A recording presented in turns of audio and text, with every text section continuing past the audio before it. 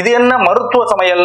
ஆம், நாம் மறந்து போன சமையல், நாம் கைவிடப்பட்ட சமையல், நாம் ஆரோக்கியத்தை இழந்த சமையலை மீட்டெடுப்பதுதான் மருத்துவ சமையல். இவை ஒன்றும் நமக்கு புதிதல்ல. நமது பாட்டனும் நமது முப்பாட்டனும் பயன்படுத்திய சமையல் தான் இந்த மருத்துவ சமையல். அவற்றையெல்லாம் நாம் மறந்து விட்டதால் இன்று பல நோய்களுக்கு உள்ளாகி வாழ்ந்து கொண்டிருக்கிறோம். அப்படிப்பட்ட மருத்துவ சமையலை மீட்டெடுத்து உங்களிடம் கொண்டு சேர்ப்பதுதான் இந்த மருத்துவ சமையல். சமையலை பற்றியான லட்ச வீடியோக்கள் யூடியூப்பில் இருக்கிறது. அவற்றிலிருந்து வேறுபட்டு இருக்க வேண்டும் என்பதற்காக நமது சேனலில் மருத்துவ சமையல் என்ற ஒரு நிகழ்ச்சியை நடத்தி கொண்டிருக்கிறோம். நீங்கள் தினந்தோறும் சனிக்கிழமை மாலை 4 மணிக்கு பார்க்கலாம். மருத்துவ சமையலோட முக்கியத்துவம் என்ன? கண்டிப்பாக நாம் பாட்டனும் பாட்டியும் பல மருத்துவ பொருட்களை உணவாக மாற்றி சமையலில் சேர்த்து பயன்படுத்தினார்கள். அவற்றை எல்லாம் இப்போது நாம் தூக்கி போட்டு விட்டு வெறும் ருசிக்காக, வெறும் சுவைக்காக நோய்கள் வரக்கூடிய உணவுப் பொருட்களை எல்லாம் நாம் இந்த நாகரிக உலகத்தில் சாப்பிட ஆரம்பித்து விட்டோம். இவை இப்படியே போனால் நாம் அனைவரும் மருத்துவமனையில் தான் இருப்போம். வாழ்க்கையின் பாதி நாட்களில் இப்போதும் பாதி பேர் வாழ்க்கையின் பாதி நாட்களில் மருத்துவமனைக்குத்தான் அலைந்து கொண்டிருக்கிறார்கள். மருத்துவமனைக்கு போனால் என்ன நடக்கும் என்று உங்களுக்கு தெரியும்.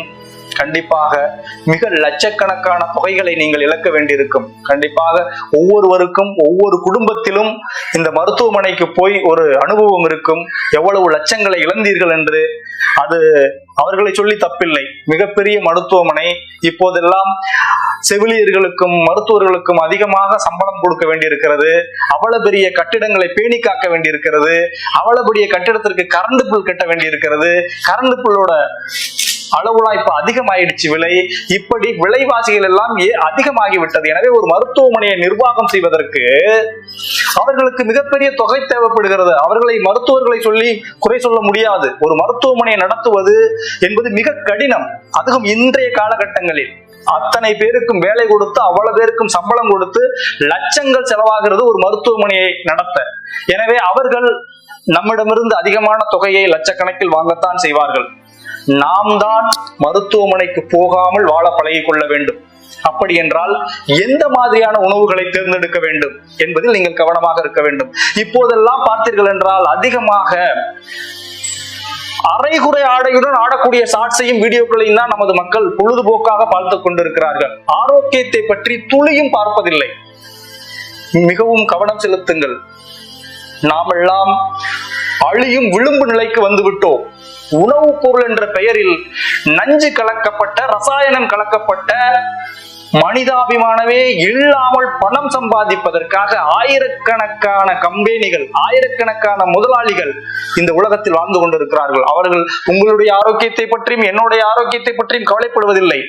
இன்று எவ்வளவு விற்றது, இன்று எத்தனை லட்சங்கள் நமக்கு லாபம் வந்தது என்றுதான் முதலாளிகள் எல்லாம் பேசிக் கொண்டிருக்கிறார்களே தவிர நாம் ஆரோக்கியமான உணவை மக்களுக்கு கொடுத்தோமா என்ற ஒரு துளியும் மனிதநேயம் இல்லை.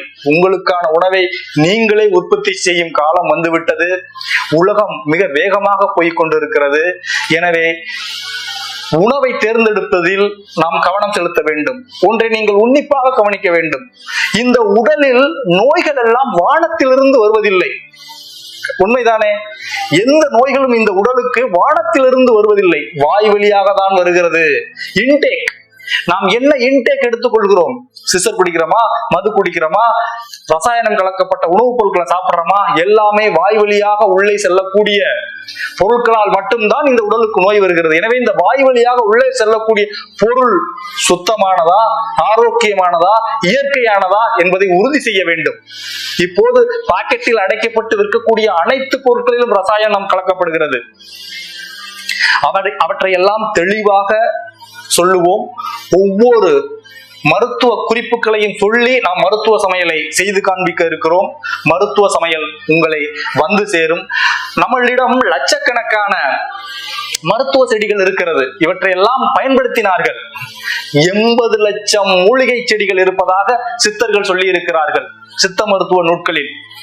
ஆனாவில் ஆரம்பித்தால் ஆடுதொடை, அழுகக்கண்ணி, அகத்திக்கீரை, அகில், அமுக்குரா, அத்திப்பழம், அதிமதுரம், அதிவிடயம், அபாரமஞ்சு, அந்திமல்லி, அம்மான் பச்சரிசி, அரைக்கீரை, அருகம்புல், அசோகு, அரிவாள்மனை பூண்டு, அவுரி, அருகு, ஆமணக்கு, இப்படி ஆனாவில் மட்டுமே தொடர்ந்து கொண்டிருக்கக்கூடிய எல்லா வகையான இந்த சித்த மருத்துவ பொருட்களையும் நமது முன்னோர்கள் பாட்டனும் பாட்டியும் மருத்துவத்தில் பயன்படுத்தி இருக்கிறார்கள்.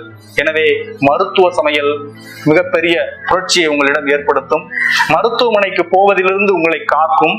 மருத்துவமனை போகாமல் இருந்தால் பணம் மிச்சமாகும். பணம் மிச்சமானால் உங்களை நோக்கி மகிழ்ச்சியும் உண்டாகும். நன்றி. நாம் சனிக்கிழமை தோறும் 4 மணிக்கு மருத்துவ சமையலில் சந்திப்போம்.